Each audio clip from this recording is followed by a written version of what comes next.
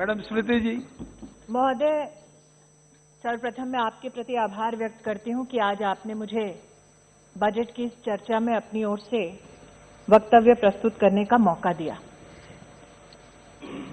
2-3 घंटे पहले सदन में एक वक्तव्य ऐसा आया जिसे सुनकर सोचने पर सदन का हर सदस्य मजबूर हो गया कि एक व्यक्ति झूठ की नींव पर खड़ा असत्य की और कितनी इमारतें बना सकता है।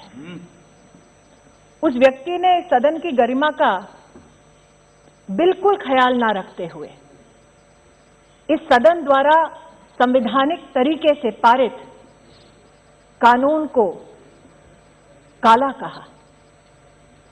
संविधान की अवहेलना करना इस सज्जन के लिए नई बात नहीं है। इस सदन में बजट के ऊपर चर्चा करना उन्हें स्वीकार नहीं। इस बात को देखकर कई लोग हतप्रभ रहे होंगे कि चर्चा बजट से संबंधित है तो बजट पर व्यक्ति क्यों ना बोले, लेकिन शायद मंशा यह है कि यह बजट भारत को आत्मनिर्भर बनाने का बजट है। यह बजट भारत को जोड़ने का बजट है और जिन लोगों ने दिल्ली में भारत के टुकड़े होने के नारे का समर्थन किया वो भारत को समर्पित इस बजट का समर्थन कभी नहीं कर पाए। मैं अचंभित थी सभापति महोदय जब उस व्यक्ति ने किसान की दुहाई दी और आरोप मढ़ा इस सरकार पर। अचंभित इसलिए क्योंकि जिस क्षेत्र के वो निवर्तमान सांसद हैं उस क्षेत्र में मंडी व्यवस्था की वो चर्चा करते हैं, चिंता करते हैं, लेकिन पूर्ण रूप से उस प्रदेश में क्या व्यवस्थाएं हैं उसके बारे में कभी चर्चा में शामिल नहीं होते। और जिस लोकसभा क्षेत्र से वो हारे उस लोकसभा क्षेत्र में किसान का उन्होंने क्या हाल किया, आज आपकी अनुमति से अध्यक्ष जी, सभापति महोदय जी, मैं उस संदर्भ में कुछ बोलना चाहती हूं। लेकिन बजट से उनका कोई सरोकार नहीं, क्योंकि जैसा मैंने कहा यह बजट देश को जोड़ने का बजट है, आत्मनिर्भर बनाने का बजट है, देश को तोड़ने का बजट नहीं है। देश जुड़ता है तब जब महामारी दस्तक दे देश पर और देश का प्रधानमंत्री ये चिंता करे कि देश का एक भी गरीब रात को भूखे पेट ना सोए। और गरीब कल्याण पैकेज के माध्यम से देश के प्रधानमंत्री 80 करोड़ नागरिकों को 8 महीने तक मुफ्त का राशन पहुंचाने में सफल हो जाएं। इस सज्जन को यह बात स्वीकार नहीं कि 80 करोड़ नागरिकों तक इस बजट के संदर्भ में देश के प्रधानमंत्री ने राशन 8 महीने पहुंचाया कैसे, क्योंकि जब जब सत्ता इनके पास थी तब तब गरीब का क्या हश्र होता था ये देश जानता है, इसलिए आज वो सत्ता में नहीं है। आज अमेठी की सांसद होने के नाते इस बजट का समर्थन करते हुए मैं माननीय प्रधानमंत्री जी को आभार व्यक्त करती हूं कि देश की 80 करोड़ नागरिकों में अमेठी का 3,18,000 नागरिक है जिसको मुफ्त राशन देश के प्रधानमंत्री ने इस बजट के आधार पर दिया। इस व्यक्ति ने कहा, जो सदन में इस वक्त मौजूद नहीं है, जब अनुराग ठाकुर जी बोल रहे थे तब चले गए, कि उनका बजट से कोई सरोकार नहीं। और मैं अचंभित नहीं, क्योंकि इस बजट में आत्मनिर्भर स्वस्थ भारत योजना का उल्लेख है। 2,23,000 करोड़ का आवंटन वित्त मंत्री ने इस बजट के माध्यम से किया, लेकिन सरोकार उस सज्जन को नहीं जब वो सांसद थे, उनके जिला के अस्पताल में महोदय सीटी स्कैन की मशीन तक नहीं थी। महोदय जब वो सज्जन सांसद थे अमेठी के, तब उनके परिवार के एक ट्रस्ट ने वर्षों पहले जमीन ले ली प्रशासन से, ये झांसा देते हुए कि मेडिकल कॉलेज बनाया जाएगा अमेठी में। उस जमीन पर अपने लिए गेस्ट हाउस बना लिया। लेकिन आज मैं अमेठी की सांसद होने के नाते ये कहना चाहती हूं, अमेठी ने पहली बार मेडिकल कॉलेज देने का अगर प्रावधान किसी ने किया तो नरेंद्र दामोदर दास मोदी ने किया।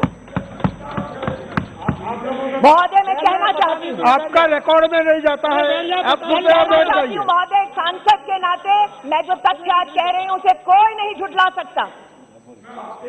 जिस सांसद के रहते अमेठी में सीटी स्कैन की जिला अस्पताल में मशीन तक नहीं लगी, शक्ति रखो, उस सांसद ने कभी भी इस बात पर चिंतन नहीं किया कि 2010 में अमेठी जिला के सृजन के बाद कलेक्टर का एक ऑफिस तक नहीं बना महोदय।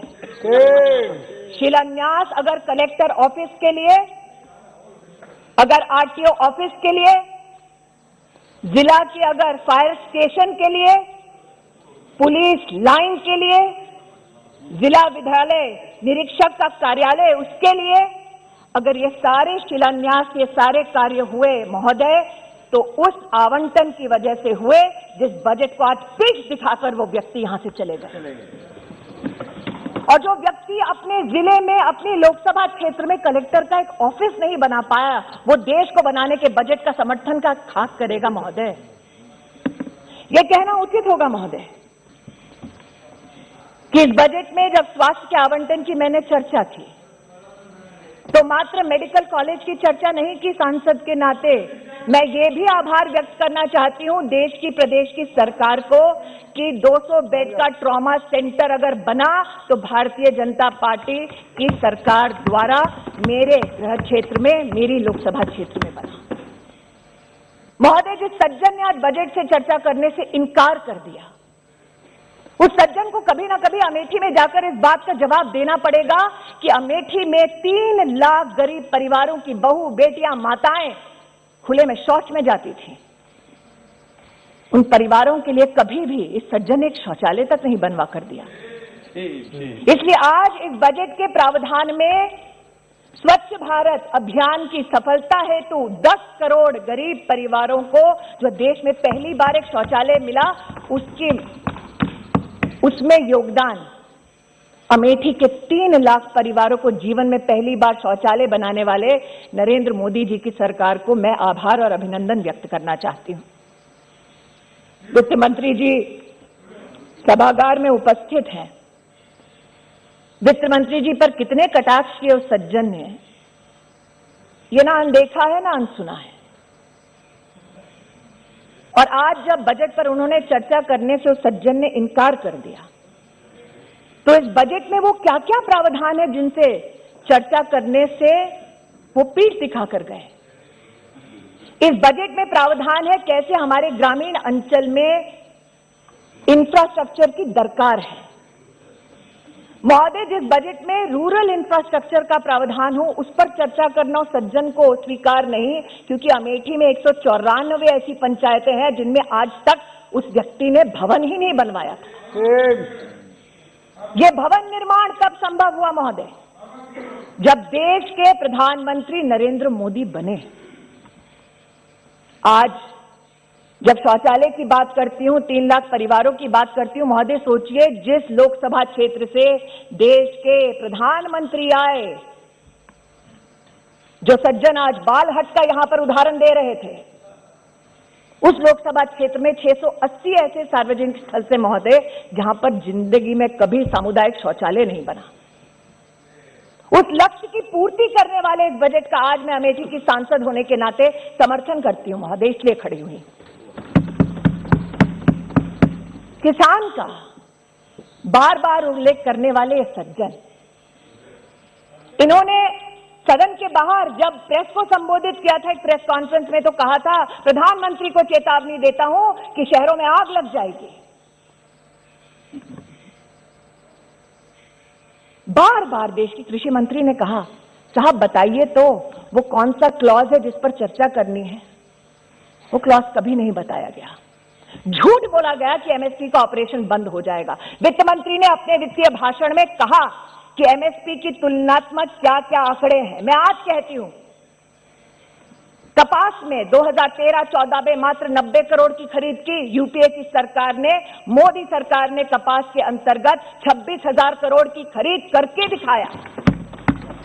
और जो सज्जन इस सदन में किसानों की दुहाई देते हैं महोदय, 2013-14 में जब उनकी सरकार थी, इधर भी उधर भी, कम एमएसपी का लाभ मात्र 500 किसानों को मिला एक पूरे गृह क्षेत्र में। एक ऐसा लोकसभा क्षेत्र जिससे 3 जिले जुड़े हैं, वहां पर 500 किसानों को एमएसपी के ऑपरेशन का लाभ दिया एक व्यक्ति ने, जो बजट पे चर्चा नहीं करना चाहता। एग्री इंफ्रा फंड के बारे में वित्त मंत्री जी ने उल्लेख किया, एग्रीकल्चर क्रेडिट के बारे में वित्त मंत्री जी ने उल्लेख किया कि 16 लाख करोड़ हम लोग एग्रीकल्चर क्रेडिट पहुंचाना चाहते हैं। महोदय, इस व्यक्ति के गृह क्षेत्र में जब ये अमेठी के सांसद थे तो जीवन में पहली बार कृषि विज्ञान केंद्र किसी ने खोला तो नरेंद्र दामोदर दास मोदी ने खोला। मैं अचंभित थी कि ये कैसे पीठ दिखाकर जा रहे हैं। अरे जब ये सांसद थे अमेठी के, तो अमेठी के किसान एकत्रित होकर हमारे कृषि मंत्री से बोले, साहब आज तक खाद की एक रैक नहीं उतरी अमेठी में। खाद की रैक पहली बार गौरीगंज में उतारने वाला अगर कोई था तो उसका नाम नरेंद्र दामोदर दास मोदी है।